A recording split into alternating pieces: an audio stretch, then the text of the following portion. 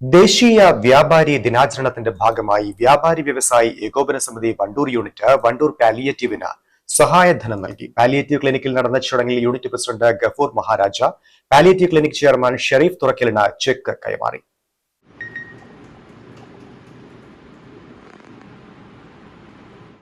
ഈ ഒരു സഹായം ഞങ്ങൾ വലിയ ഒരു വില മതിക്കുകയാണ്.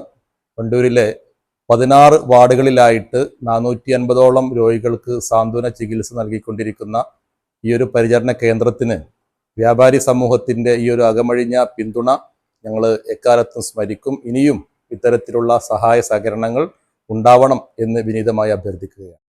Unit secretary Thennadan Yusuf, treasurer Mujeeb Alison, vice പ്രസിഡന്റുമാരായ നാലകത്ത് നജ്മുദ്ദീൻ, ഷിഹാബ് അലൈവ്, palliative treasurer advocate M Zubair, office secretary M Ashraf എന്നിവർ ചടങ്ങിൽ പങ്കെടുത്തു. വണ്ടൂർ ഗ്രാമപഞ്ചായത്തിലെ 16 വാർഡുകളിലായി നിലവിൽ 400ഓളം രോഗികൾക്കാണ് വണ്ടൂർ പാലിയേറ്റീവ് സാന്ത്വന പരിചരണം നൽകുന്നത്.